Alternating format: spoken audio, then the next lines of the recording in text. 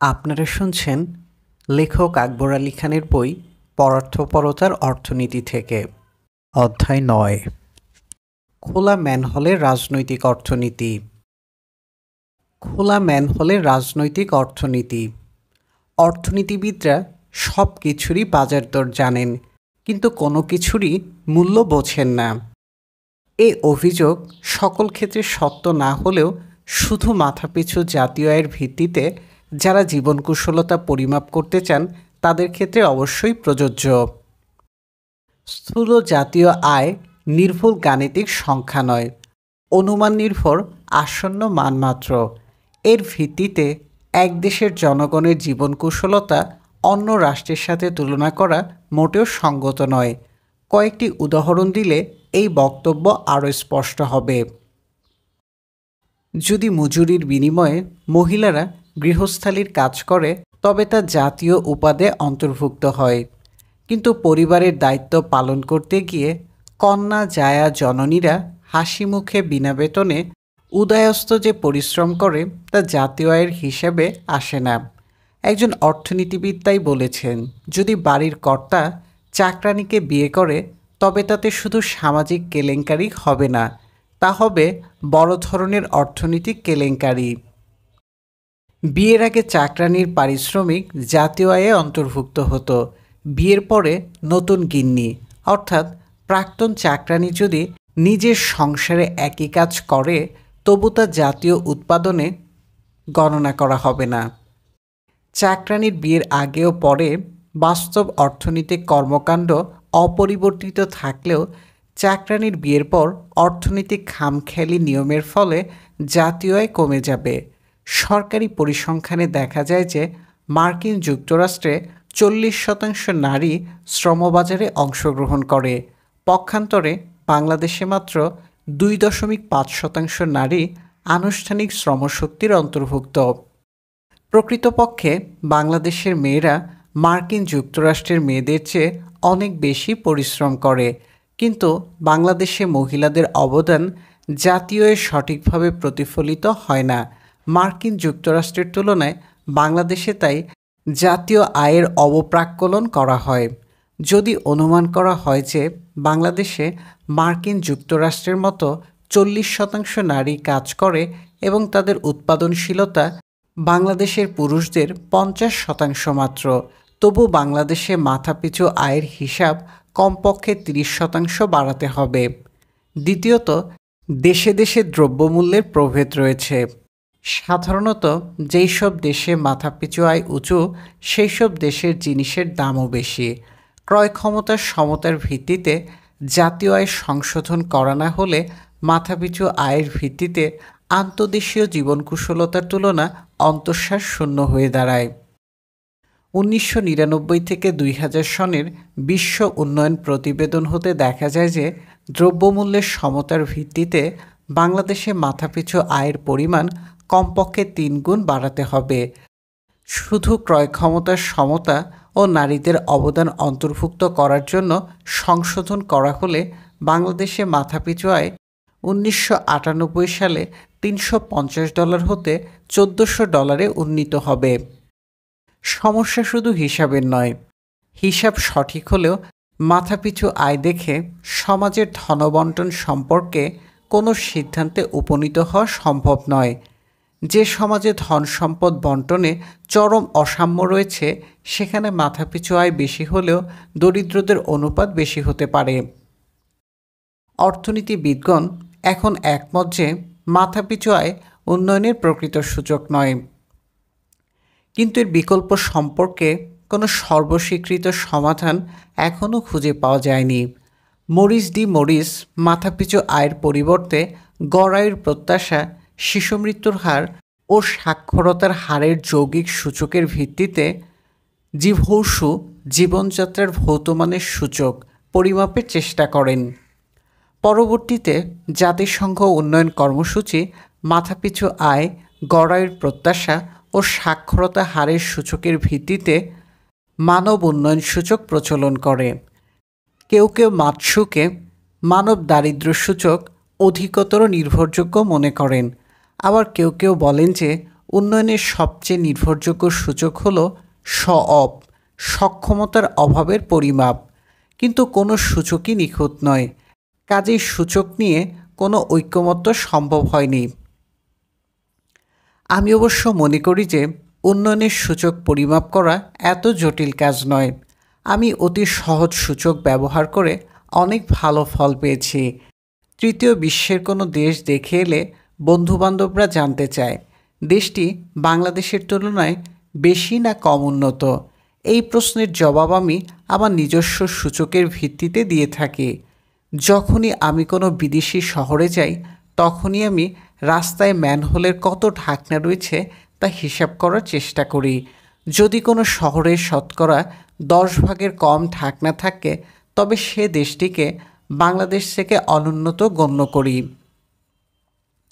যদি শতকরা 10 ভাগের বেশি ম্যানহোলের ঢাকনা থাকে তবে দেশটিকে বাংলাদেশের চেয়ে উন্নত বলে মনে করি। আমার বন্ধুবান্ধবরা অর্থনীতির ক্ষেত্রে আমার মৌলিক অবদান মুক্ত কণ্ঠে স্বীকার করেন, তবে তারা বলে থাকেন যে আমি নেহাত শহরের বাইরে যাই না, তাই আমার সূচক নিয়ে অসুবিধা হচ্ছে না। গ্রামে ম্যানহোল নেই, কাজেই গ্রামাঞ্চলে আমার সূচক অচল। আমি অবশ্য তাদের বলে থাকি গ্রামে পয় নিষ্কাশন ব্যবস্থা না থাকতে পারে, কিন্তু অন্য অবকাঠামো রয়েছে। যদি অবকাঠামো, যেমন ধরুন বিদ্যুৎ, সঠিকভাবে কাজ করে তবে সে দেশ উন্নত। যদি অবকাঠামো কাজ না করে সে দেশ হলো অনুন্নত। উন্নত দেশ হলে স্কুলে ক্লাসের সময় ক্লাস হবে, কিন্তু অনুন্নত দেশের বিদ্যালয়ে ক্লাসের সময় ক্লাস ছাড়া অন্য কিছু হবে। উন্নত দেশ হলে চিকিৎসা কেন্দ্রে চিকিৎসা হবে। উন্নয়নশীল দেশে হাসপাতাল থাকলে ডাক্তার নেই, ডাক্তার থাকলে ঔষধ নেই, ঔষধ ও ডাক্তার থাকলেও ইউনিয়নের হাঙ্গামায় চিকিৎসা হয় না।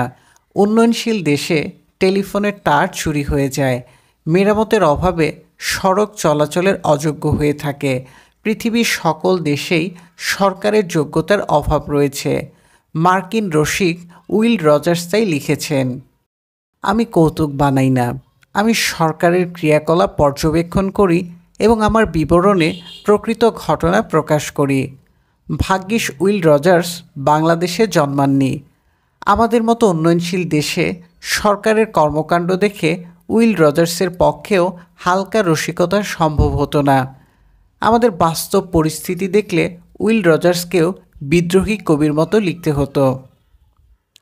বন্ধুগো, আর বলিতে পারি না, বড় বিষ জ্বালা এই বুকে, দেখিয়া শুনিয়া খেপিয়া গিয়াছি, তাই যাহা আসে কই মুখে। বাংলাদেশ সম্পর্কে খেপে যাওয়ার মতো সামান্য কয়েকটি তথ্য নিচে পেশ করছি। বিশ্বব্যাংকের এক হিসাব অনুসারে 1996 সালে বাংলাদেশে বিদ্যুৎ সঞ্চালন ও বিতরণের সামগ্রিক ব্যবস্থায় ক্ষতির অনুপাত হল 30%। নেদারল্যান্ডে এই হার মাত্র 4%। উচ্চ আয়ের দেশসমূহে সামগ্রিক ব্যবস্থার ক্ষতির গড় হার হল 6%। উন্নত উন্নয়নশীল দেশের ভারিত গড় হার মাত্র 8%। উন্নয়নশীল দেশসমূহে গড়ে এই ক্ষতির হার মাত্র 12%। এর মধ্যে কারিগরি ক্ষতি ও মনুষ্যসৃষ্ট ক্ষতি অথবা বিদ্যুৎ চুরি অন্তর্ভুক্ত। যদি উন্নয়নশীল দেশের গড় হারের সবটুকুকেই কারিগরি ক্ষতি হিসেবে গণ্য করা হয় তবে উৎপাদিত বিদ্যুতের কমপক্ষে 18% বাংলাদেশে চুরি হয়ে যাচ্ছে। পৃথিবীর শতকরা 90% দেশে সামগ্রিক ব্যবস্থায় ক্ষতি বাংলাদেশের চেয়ে কম। বাংলাদেশের একমাত্র সান্ত্বনা হলো পৃথিবীতে আরও 8টি দেশ আছে যেখানে বাংলাদেশের চেয়ে এই ক্ষতির হার বেশি, যথা বেনিনে এই ক্ষতির হার হলো 87%। বাংলাদেশে প্রাথমিক বিদ্যালয়ে শিক্ষকগণ ছাত্রদের সাথে শ্রেণীকক্ষে যত সময় কাটান তেমনটি পৃথিবীর খুব কম দেশেই ঘটে। প্রাথমিক বিদ্যালয়ে প্রথম ও দ্বিতীয় শ্রেণীতে চীনে বছরে 1235 ঘন্টা ক্লাস হয়, ইন্দোনেশিয়াতে 1100 ঘন্টায় ক্লাস হয়, আর বাংলাদেশে মাত্র 444 ঘন্টা ক্লাস হয়। বাংলাদেশে তৃতীয় হতে পঞ্চম শ্রেণীতে শতকরা 47% ক্লাস অনুষ্ঠিত হয় না। সরকারি মাধ্যমিক বিদ্যালয়ে প্রায় 18 হতে 20% ক্লাস অনুষ্ঠিত হয় না। বেসরকারি মাধ্যমিক বিদ্যালয়ে প্রায় 1/3 ক্লাস হয় না। বিশ্বব্যাংকের একটি সমীক্ষায় দেখা যায় যে প্রাথমিক বিদ্যালয়ে যে বিদ্যা অর্জন করতে 3 বছর যথেষ্ট হওয়া উচিত তা অর্জন করতে বাংলাদেশে 5 বছর লাগে। অর্থাৎ প্রাথমিক শিক্ষাতে কমপক্ষে 40% সম্পদ অপচয় হচ্ছে। শুধু সরকারের অর্থেরই অপচয় হচ্ছে না, নষ্ট হচ্ছে শিশুদের সময় এবং তাদের বাপ মায়ের বিনিয়োগ। মাত্র 37.8% শিক্ষার্থী মাধ্যমিক শিক্ষা সমাপ্ত করতে পারে। বিশ্ববিদ্যালয় আর কলেজে কি ঘটছে তা হিসাব করার জন্য সমীক্ষার প্রয়োজন নেই। খবরের কাগজ খুললেই সেখানে কি ঘটছে দেখা যাবে। নকলবাজিতে বাংলাদেশের ছাত্র শিক্ষকরা অনায়াসে বিশ্বে চ্যাম্পিয়নশিপ দাবি করতে পারে। বিশ্বব্যাংকের বাংলাদেশের শিক্ষাখাত সমীক্ষার সাম্প্রতিক প্রতিবেদনে যথার্থই বলা হয়েছে যে বাংলাদেশে নকলবাজি হল সুসংগঠিত ও নির্লজ্জ। 1995 সালে পরিচালিত সমীক্ষাতে দেখা যাচ্ছে যে কোনো থানা স্বাস্থ্যকেন্দ্রে কখনো শতকরা 100% ডাক্তার হাজির থাকেন না। অফিসের সময়ে থানা স্বাস্থ্যকেন্দ্রে 14.29% হতে 57.14% ডাক্তার হাজির থাকে। অফিস সময়ের পর থানা স্বাস্থ্যকেন্দ্রে গড়ে 11.1% হতে 22.2% ডাক্তার পাওয়া যায়। সমীক্ষায় দেখা যাচ্ছে যে ডাক্তাররা পয়সা কামাই করার জন্য রোগীদের ভয় দেখিয়ে অপ্রয়োজনীয় অস্ত্রোপচার করেন। বাংলাদেশের সরকারি স্বাস্থ্যকেন্দ্রে ডাক্তাররা গড়ে 2.57 মিনিটে একজন রোগী দেখেন। এ খবর পেলে স্বয়ং ধনন্তরীও মূর্ছা যাবেন। বাংলাদেশে পরিবহনের একটি সমীক্ষাতে দেখা যাচ্ছে যে বাংলাদেশের সড়ক ব্যবস্থার মাত্র 5% ভালো অবস্থায় রয়েছে। সড়ক ব্যবস্থার 78% মোটেও সন্তোষজনক নয়, কোনো মতে ব্যবহার করা যায়। বাকি 17% হলো ব্যবহারের অনুপযুক্ত। গ্রামাঞ্চলে অনেক রাস্তা গ্রিক রূপকথার পেনিপলির জালের মতো। পেনিপলি সারাদিন যে জাল বুনতেন, রাতে তা খুলে ফেলতেন। বাংলাদেশে বহু রাস্তা প্রতি বছর শীতকালে নির্মিত হয়, বর্ষাকালে ধুয়ে মুছে যায়, পরবর্তী শীতে আবার নির্মিত হয়। শহরাঞ্চলে পানীয় জল সরবরাহ ব্যবস্থায় প্রচুর অপচয় ঘটছে। এক সমীক্ষায় দেখা যায় যে খুলনা শহরে সরবরাহকৃত পানির 78% নষ্ট হয়। আরেকটি মফস্বল শহরের হিসাব নিয়ে দেখা যাচ্ছে যে 54 থেকে 64% পানি অপচয় হচ্ছে। পানীয় জল সরবরাহের জন্য যেসব নলকূপ বসানো হয়েছে তার মাত্র 40% ঠিকভাবে কাজ করে, 30% একেবারে অকেজো, আর 30% কখনো কখনো কাজ করে। হস্তচালিত নলকূপের 20% একেবারেই কাজ করে না। প্রায় 50% হস্তচালিত নলকূপের পানি নিরাপদ নয়। আর্সেনিক দূষণের সমীক্ষা শেষ হলে এ সংখ্যা আরও বেড়ে যাবে। বিপুল বিনিয়োগের মাধ্যমে সৃষ্ট সেচ ব্যবস্থা লক্ষ্যমাত্রার মাত্র 54% অর্জন করেছে। সৃষ্ট সেচ ক্ষমতার 46% অব্যবহৃত থাকছে। বাংলাদেশ পানি উন্নয়ন বোর্ডের বিভিন্ন প্রকল্পে 7,68,771 হেক্টর জমিতে সেচের সুবিধা সৃষ্টি করা হয়েছে। এর মধ্যে মাত্র 50% ব্যবহৃত হয়। গড়ে অগভীর নলকূপে সম্ভাব্য সেচ ক্ষমতার মাত্র 49% ব্যবহৃত হয়। একমাত্র শক্তিচালিত পাম্প গড়ে লক্ষ্যমাত্রার 70% অর্জন করেছে। সংবিধিবদ্ধ সরকারি কর্তৃপক্ষের লোকসান ক্রমেই বেড়ে চলেছে।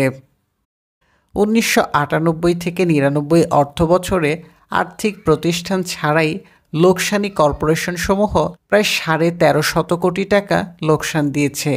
দুটো কারণে মনে হয় যে এই হিসেবে লোকসান অবপ্রাক্কলন করা হয়েছে। এই হিসেবে অনুমান করা হয়েছে যে প্রতিষ্ঠানসমূহ তাদের বকেয়া পাওনার সবটুকুই পাবে। প্রকৃতপক্ষে অনেক বকেয়া কোনোদিনই আদায় হবে না।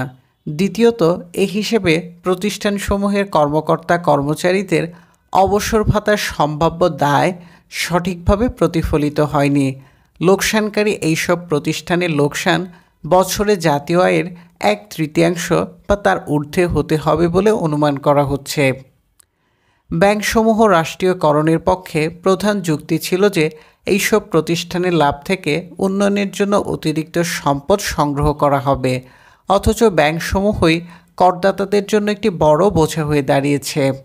রাষ্ট্রায়ত্ত বাণিজ্যিক ব্যাংকসমূহে শ্রেণীবিন্যাসিত ঋণ প্রায় 28.6%, অথচ একই দেশে বিদেশি ব্যাংকসমূহের শ্রেণীবিন্যাসিত ঋণের পরিমাণ মাত্র 3.4%। কৃষি ও শিল্পের জন্য প্রতিষ্ঠিত রাষ্ট্রায়ত্ত বিশেষায়িত ব্যাংকসমূহে খেলাপি ঋণের পরিমাণ আরও অনেক বেশি। এইসব প্রতিষ্ঠানে শ্রেণীবিন্যাসিত ঋণের পরিমাণ 65%।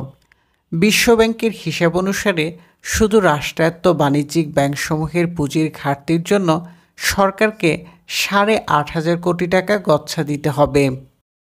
ইতিমধ্যে সরকার ব্যাংকসমূহকে 4,083 কোটি টাকার বন্ড দিয়েছে।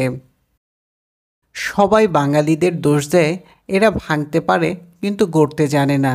এমনকি পঞ্চদশ শতকে চণ্ডীদাসও দুঃখ করে লিখেছেন, গড়ন ভাঙিতে পারে আছে কত খল, ভাঙিয়ে গড়িতে পারে যেজন বিরল। আমার কিন্তু মনে হয় গড়াটাই বাঙালিদের জন্য সমস্যা নয়, গড়তে পারলেও বাঙালিরা রক্ষণাবেক্ষণ করতে পারে না। অর্থনীতিবিদ হার্ভে লাইবেনস্টাইন অবশ্য মনে করেন যে এই ধরনের রোগ সকল উন্নয়নশীল দেশেই রয়েছে। এ রোগের তিনি নাম দিয়েছেন এক্স ইনএফিসিয়েন্সি। ইংরেজি ভাষায় এক্স অক্ষরটি অজানা সংখ্যা অর্থে ব্যবহৃত হয়, তাই এক্স ইনএফিসিয়েন্সি এর বাংলা অর্থ হল অজানা অকার্যকারিতা। উন্নয়নশীল দেশসমূহে যে পরিমাণ সম্পদ ব্যবহার করা হয় সে অনুপাতে সুফল পাওয়া যাচ্ছে না, অথবা অনেক কম ফল পাওয়া যায়। লাইবেনস্টাইন রোগটি নির্ণয় করেছেন, কিন্তু তার কারণ সুনির্দিষ্টভাবে নির্ণয় করেননি। পরিচালনা মেরামতের ব্যর্থতা অজানা অকার্যকরতার একমাত্র উৎস নয়, তবে অবশ্যই এর একটি বড় কারণ। অধিকাংশ পণ্ডিতদের মতে পরিচালনা মেরামতের ব্যর্থতার একটি বড় কারণ হলো এর জন্য প্রয়োজনীয় সম্পদ পাওয়া যায় না। দুটো কারণে রক্ষণাবেক্ষণের জন্য সম্পদের অপ্রতুলতা দেখা যায়। প্রথমত, দাতারা রাজস্ব ব্যয় ও বিনিয়োগ বা উন্নয়ন ব্যয়ের মধ্যে তফাৎ করতে উন্নয়নশীল দেশসমূহকে বাধ্য করে। তারা চায় যে উন্নয়ন বাজেটে, যার মাধ্যমে বৈদেশিক সাহায্যপুষ্ট প্রকল্পসমূহ অর্থায়ন করা হয়, যেন তাদের অর্থায়নে বাস্তবায়নাধীন প্রকল্পের জন্য সরকারের হিস্যার নিমিত্ত প্রয়োজনীয় বরাদ্দ থাকে। বৈদেশিক সাহায্য নিয়ে উন্নয়ন প্রকল্প বাস্তবায়নের জন্য উন্নয়নশীল দেশসমূহ রাজস্ব বাজেটে খরচ কমাতে বাধ্য হয়। যেহেতু রাজস্ব বাজেটে বেতন বন্ধ করা সম্ভব হয় না, সেহেতু রক্ষণাবেক্ষণ খাতকেই কৃচ্ছতার বোঝা বহন করতে হয়। দ্বিতীয়ত, পরিচালনা ও মেরামত হলো নৈমিত্তিক কাজ, এতে কোনো রাজনৈতিক চমক নেই, কিন্তু নতুন প্রকল্পের প্রতি রাজনীতিবিদদের দুর্নিবার আকর্ষণ রয়েছে। নতুন প্রকল্পে একবার ভিত্তি স্থাপন করা হয়, আবার প্রকল্প সমাপ্ত হলে ফিতে কাটা হয়। রাজনীতিবিদরা বারবার তাদের সাফল্য হাজির করার সুযোগ পান, আবার অনেক সময় ঠিকাদারদের পৃষ্ঠপোষকতা করতে পারেন। তাই উন্নয়নশীল দেশসমূহে মেরামত ও পরিচালন ব্যয়ের জন্য যথেষ্ট বরাদ্দ থাকে না। এ বক্তব্য অনেকাংশে সঠিক, তবে সর্বাংশে নয়। যারা বাজেট বরাদ্দের অপ্রতুলতাকে পরিচালনার ও রক্ষণাবেক্ষণের ব্যর্থতার জন্য দায়ী করে থাকেন, তারা সমস্যার 3টি গুরুত্বপূর্ণ দিক উপেক্ষা করে থাকেন। প্রথমত, সুদক্ষ পরিচালনা ব্যবস্থা না থাকলে কোনো সরকারই রক্ষণাবেক্ষণের জন্য যথেষ্ট বরাদ্দ দিতে পারবে না। যদি হাসপাতালের বিদ্যুৎ ও পানি চুরি হয়ে পার্শ্ববর্তী বস্তিতে চলে যায়, তবে সরকারের পক্ষে এসব অপচয়ের কাপফাড়া দেওয়া সম্ভব নয়। যদি হাসপাতালের ঔষধ চুরি হয়ে যায়, তবে কোনোদিনই হাসপাতালের জন্য যথেষ্ট ঔষধ সরবরাহ করা সম্ভব হবে না। যদি মেরামতের টাকা হাসপাতালের বাইরের দেয়ালের জন্য খরচ করা হয়, তবে হাসপাতালের ছাদের পানি পড়া বন্ধ করা যাবে না। সুশাসন প্রতিষ্ঠিত না হলে মেরামত ও পরিচালনার জন্য ব্যয় বাড়িয়েও এই সমস্যার সমাধান সম্ভব হবে না। উপরন্তু অনেক সময় প্রয়োজনীয় অর্থ বরাদ্দ থাকা সত্ত্বেও যথাসময়ে ছোটখাটো মেরামতো করা হয় না। তার ফলে ছোট ছোট সমস্যা বড় হয়ে দেখা দেয়। জার্মানিতে বলা হয়ে থাকে যে একটি ছোট্ট পেরেকের অভাবে একটি রাজত্ব হারিয়ে যেতে পারে। জার্মান ছেলে ভুলানো ছড়াতে তাই বলা হয়েছে। একটি পেরেকের অভাবে ঘোড়ার খুর কাজ করেনি। খুরের সমস্যার ফলে ঘোড়া কাজ করেনি। ঘোড়া না থাকাতে অশ্বারোহী সৈন্য পাওয়া যায়নি। অশ্বারোহী সৈন্যের অভাবে যুদ্ধে হেরে গেল। যুদ্ধে হেরে যাওয়াতে রাজত্ব হারালো। এই সব কিছু ঘটল ঘোড়ার খুরের একটি পেরেকের অভাবে। পেরেকের দাম বেশি নয়, কিন্তু যথাযথ প্রস্তুতি না থাকলে যখন দরকার তখন পেরেক খুঁজে পাওয়া যায় না। তাই সবার আগে দরকার হলো সুশাসন। দ্বিতীয়ত, কোনো সরকারের পক্ষেই অবকাঠামো মেরামত ও পরিচালনার সকল ব্যয় নির্বাহ করা সম্ভব নয়। যারা বিভিন্ন অবকাঠামোর সুবিধা ভোগ করে তাদের এ ব্যয়ের সম্পূর্ণ বা আংশিক দায়িত্ব নিতে হবে। বেশিরভাগ উন্নয়নশীল দেশেই গ্রাহকরা সবকিছু মাগনা চায়, বরং মাগনা চড়তে না দিলে বাসে, ট্রামে ও ট্রেনে মারপিট শুরু করে দেয়। খুশওয়ান্ত সিং লিখেছেন, তিনি দিল্লির বাসের গায়ে লেখা দেখেছেন, আসবে মাগনা, যাবে মাগনা এবং ধরা পড়লে জেলে খাবেও মাগনা। এ পরিবেশে বেশিরভাগ সেবামূলক প্রতিষ্ঠানকে বাণিজ্যিক ভিত্তিতে চালানো সম্ভব হচ্ছে না। প্রকৃতপক্ষে উন্নয়নশীল দেশসমূহের বেশিরভাগ সেবামূলক প্রতিষ্ঠানে একটি দুষ্ট চক্রের সৃষ্টি হয়েছে। ব্যবহারকারীরা কোনো মাশুল দেয় না, কাজেই সেবার মান নেমে যাচ্ছে। সেবার মান অসন্তোষজনক, তাই ব্যবহারকারীরা মাশুল দিচ্ছে না। একই সাথে সেবার মান উন্নীত না করলে এবং মাশুল আদায় না বাড়াতে পারলে এ দুষ্টচক্র ভাঙা সম্ভব নয়। পরিচালনার সংরক্ষণে ব্যর্থতা তাই একটি অনভিপ্রেত সংকট, একথা মোটেও সত্য নয়। অনেক ক্ষেত্রেই ব্যর্থতা এক ধরনের কর্মকর্তাদের জন্য লাভজনক ব্যবসা। টেলিফোন সব সময় ভালো থাকলে ঘুষ পাওয়া যায় না।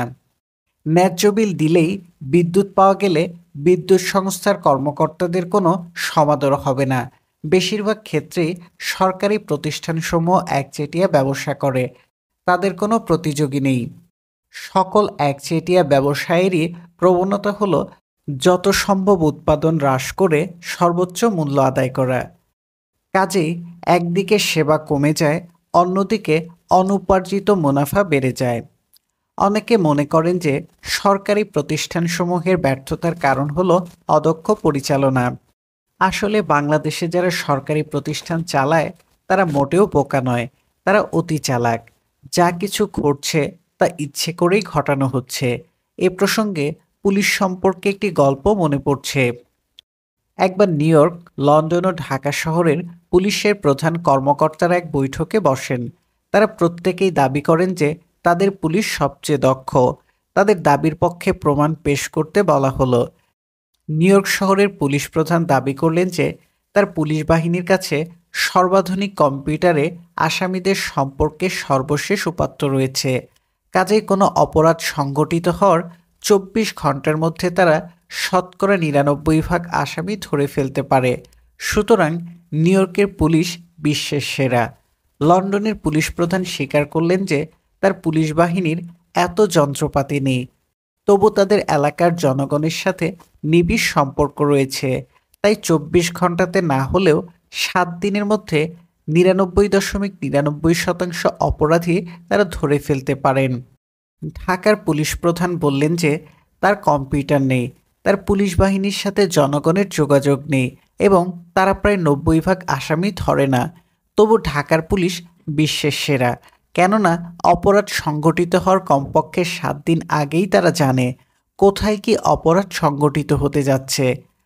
সর্বাধুনিক কম্পিউটার নিয়েও পৃথিবীর কোনো পুলিশ বাহিনী এই ধরনের রেকর্ড সৃষ্টি করতে পারেনি।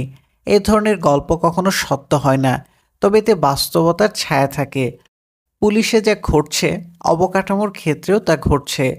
অনেক দেশেই সরকার জনগণের দ্বারা নির্বাচিত সরকার হতে পারে, কিন্তু বাস্তবে জনগণ নয়, সংঘবদ্ধ দুর্নীতিবাজ আমলারাই অনেক ক্ষেত্রে নির্ধারণ করে কিভাবে প্রশাসন চলবে। পরিচালনা ও মেরামতের ব্যর্থতা শুধু একটি আর্থিক বা প্রশাসনিক সমস্যা নয়, এটি একটি রাজনৈতিক সমস্যা। ম্যানহোলের ঢাকনা চুরি একটি তুচ্ছ বিষয় নয়, এটি অত্যন্ত জটিল সমস্যার বহিঃপ্রকাশ। অবকাঠামোর সুষ্ঠু রক্ষণাবেক্ষণের জন্য ১৯৯৪ সালের বিশ্ব উন্নয়ন প্রতিবেদন ৫টি সুপারিশ করেছে। স্থানীয় অবকাঠামোর ক্ষেত্রে ক্ষমতার বিকেন্দ্রীকরণ এবং জনগণের অংশগ্রহণ নিশ্চিত করা, জাতীয় অবকাঠামোর জন্য পর্যাপ্ত বাজেট বরাদ্দের ব্যবস্থা করা, সবাইকে ভর্তুকি না দিয়ে শুধুমাত্র দরিদ্রদের জন্য ভর্তুকির ব্যবস্থা করা, সেবার মূল্য ও নিয়ন্ত্রণ ব্যবস্থার পরিবর্তন করা, প্রকলন উন্নয়ন ও বাস্তবায়ন পদ্ধতির পরিবর্তন করা। স্থানীয় সেবার ক্ষেত্রে বিকেন্দ্রীকরণের বিকল্প নেই। কোনো কেন্দ্রীয় সরকারের পক্ষে গ্রামে গ্রামে স্কুল কিংবা হাসপাতাল চালানো সম্ভব নয়। তেমনি সম্ভব নয় সড়ক, সেচ অবকাঠামো, পানি সরবরাহ বা পয়ঃনিষ্কাশনের কার্যকারিতা নিশ্চিত করা। স্থানীয় জনগণের জন্য নির্মিত অবকাঠামো জনগণের কাছে ফিরিয়ে দিতে হবে। এসব অবকাঠামোর মালিকানা স্থানীয় জনগণের গ্রহণ করতে হবে। কিন্তু অর্থের সংস্থান না করে বিকেন্দ্রীকরণ কখনো সফল হবে না। স্থানীয় নেতৃত্বকে ব্যবহারের মাশুল আদায় ব্যবস্থায় সম্পৃক্ত করতে হবে। যদি ব্যবহারের মাশুল থেকে রক্ষণাবেক্ষণের ব্যয় সম্ভব না হয়, তবে কেন্দ্রীয় সরকার থেকে অনুদানের ব্যবস্থা করতে হবে। জনগণ রাতারাতি অংশগ্রহণ করবে না। জনগণের অংশগ্রহণের জন্য স্থানীয় উপকারভোগীদের সাথে প্রকল্পের যোগসূত্র প্রতিষ্ঠা করতে হবে। উপরন্তু সর্বশ্রেণীর জনগণ যাতে অংশগ্রহণ করতে পারে তা নিশ্চিত করতে হবে। অন্যথায় বিশেষ কোনো গোত্র অবকাঠামোর সকল সুবিধা নিজেদের কুক্ষিগত করে ফেলবে। বিকেন্দ্রীকরণ তাই সময় সাপেক্ষ। দ্রুত বিকেন্দ্রীকরণ করতে গেলে লাভের চেয়ে লোকসানের সম্ভাবনা বেড়ে যাবে। পরিচালনা মেরামতের জন্য যথেষ্ট অর্থ বরাদ্দ করতে গেলে মনে রাখতে হবে যে একই সাথে নতুন প্রকল্পের জন্য ব্যয় ও রক্ষণাবেক্ষণের জন্য ব্যয় বাড়ানো সম্ভব নয়। কাজেই যেখানে বেশি লাভ হবে সেখানেই বাজেট বরাদ্দ করতে হবে। এমনকি সকল অবকাঠামোর মেরামত ও পরিচালনার জন্য প্রয়োজনীয় অর্থ বরাদ্দ সম্ভব না হলে যেখানে রক্ষণাবেক্ষণের সুফল বেশি সেখানে প্রাধিকার নিশ্চিত করতে হবে। পানি ও সেচের ক্ষেত্রে অনেক সময় দরিদ্রদের জন্য ভর্তুকি অপরিহার্য হয়ে দাঁড়ায়, কিন্তু ভর্তুকি সকলকে দেওয়ার মতো সম্পদ সংগ্রহ সম্ভব নয়। কাজেই ভর্তুকি দরিদ্রদের মধ্যে সীমাবদ্ধ করার ব্যবস্থা নিশ্চিত করতে হবে। সাধারণত গরিবরা কম পানি ও বিদ্যুৎ ব্যবহার করে। কাজেই যেসব ক্ষেত্রে বিদ্যুৎ ও পানি ব্যবহারের পরিমাণ কম, সেসব ক্ষেত্রে মূল্য হ্রাস করলে এর সুফল শুধু গরিবদের মধ্যে সীমাবদ্ধ থাকার সম্ভাবনা বেশি। পরিবেশগত প্রতিকূল প্রভাব এড়ানোর জন্য যারা পরিবেশ নষ্ট করে তাদের মাশুল বাড়ানোর ব্যবস্থা করতে হবে। যেখানে সম্পদের অপচয় হয় সেখানে মূল্য বাড়াতে হবে। মূল্য বাড়ালে সম্পদের অপচয় কমানো সম্ভব হবে। সবশেষে পরিবেশ রক্ষার জন্য প্রয়োজন বোধে নিয়ন্ত্রণ ব্যবস্থা সুদৃঢ় করতে হবে। বর্তমান অবকাঠামো নির্মাণের ক্ষেত্রে সবচেয়ে গুরুত্ব আরোপ করা হয় কারিগরি নির্ভরযোগ্যতার উপর, কিন্তু অবকাঠামোর সামাজিক ও আর্থিক গ্রহণযোগ্যতাও ভালো করে দেখতে হবে। অনেক ক্ষেত্রে কারিগরি মান নামিয়ে আনলে প্রকল্পের আর্থিক গ্রহণযোগ্যতা অনেক বেড়ে যেতে পারে। বিশ্বব্যাংকের সুপারিশগুলো ভালো, কিন্তু ইচ্ছে করলেই এইসব সুপারিশ সকল ক্ষেত্রে বাস্তবায়ন সম্ভব নয়। যেখানে অবকাঠামোর একচেটিয়া ব্যবসাকে কেন্দ্র করে কায়েমি স্বার্থবাদী মহল গড়ে উঠেছে, সেখানে যে কোনো সংস্কার প্রতিহত করার চেষ্টা হবে। সকলকে খুশি করে কোনো সংস্কার সম্ভব নয়। অনেক ক্ষেত্রে অপ্রিয় ব্যবস্থা নিতেই হবে। একথা সরকারের জন্য যেমন প্রযোজ্য, বেসরকারি খাতের জন্য সমানভাবে প্রযোজ্য। মার্কিন যুক্তরাষ্ট্রের একটি বেসরকারি প্রতিষ্ঠানের একটা ঘটনা এই প্রসঙ্গে মনে পড়ছে। প্রতিষ্ঠানটি পুরনো স্বাস্থ্য বীমা ব্যবস্থা বাতিল করে নতুন স্বাস্থ্য বীমা প্রবর্তনের উদ্যোগ নেয়। নতুন স্বাস্থ্য বীমার জন্য নির্ধারিত কোম্পানি কর্মচারীদের একই বীমার হারে অনেক নতুন সুবিধা প্রদানের প্রস্তাব দেয়। তবে তাদের দুটো শর্ত ছিল। প্রথমটি হলো প্রতিষ্ঠানের সকল কর্মচারীকে এ বীমাতে অংশগ্রহণের জন্য দরখাস্ত করতে হবে। দ্বিতীয়ত, প্রস্তাবটি 30 দিনের মধ্যে চূড়ান্ত করতে হবে। একজন ছাড়া কোম্পানির শত শত কর্মচারী এই প্রস্তাব গ্রহণ করে। শুধু একজন কর্মচারী জিদ ধরে বসে যে এই প্রস্তাবে সে রাজি নয়। প্রথমে বীমা কোম্পানির বিশেষজ্ঞদের পাঠানো হলো তাকে বোঝানোর জন্য, কিন্তু সে কোনো মতেই রাজি হলো না। তারপর তার বিভাগের ছোট, মাঝারি ও বড় সকল কর্মকর্তারা চেষ্টা করলো, কিন্তু সে কোনো মতেই রাজি হলো না। এরপর ইউনিয়নের কর্মকর্তাদের পাঠানো হলো, কিন্তু কর্মচারীটি তার অবস্থানে অনড়। 30 দিন শেষ হওয়ার কয়েক ঘন্টা আগে কোম্পানির প্রেসিডেন্টকে এই সমস্যার কথা জানানো হলো। প্রেসিডেন্ট ছিলেন লম্বা চওড়া দশাসই ব্যক্তি। তিনি বসতেন সবচেয়ে উঁচু তলায়। তিনি কর্মচারীটিকে অফিসে ডেকে পাঠালেন। কর্মচারীটি তার কক্ষে এলে তিনি বললেন যে কোম্পানির সবাই যা চায় সে কেন তা চায় না। কর্মচারীটি বলল যে এ ব্যবস্থা তার কাছে গ্রহণযোগ্য নয়। কোম্পানির প্রেসিডেন্ট রেগে বললেন, হারামজাদা, সবাই যা চায় তুই তা চাস না। তোকে জানালা দিয়ে ফেলে দিলে কেউ তোর জন্য আসবে না। তুই এক্ষুনি কাগজে স্বাক্ষর করবি, অন্যথায় এই মুহূর্তে তোকে আমি জানালা দিয়ে ছুঁড়ে মারব। কর্মচারীটি সুরসুর করে সব কাগজপত্র দস্তখত করে দিল। কোম্পানির প্রেসিডেন্ট আবার জিজ্ঞেস করলেন, এবার কিভাবে সই করলি? কর্মচারীটি জবাব দিল, হুজুর, আপনি যত প্রাঞ্জল ভাষায় বিষয়টি ব্যাখ্যা করেছেন কেউ তা এর আগে করতে পারেনি। সুশাসনের জন্য কায়েমি স্বার্থবাদীদের বিরুদ্ধে অনেক সময় শুধু প্রাঞ্জল ভাষাই নয়, প্রাঞ্জল ব্যবহারেরও প্রয়োজন রয়েছে, অন্যথায় ম্যানহোলের ছিদ্র বন্ধ হবে না।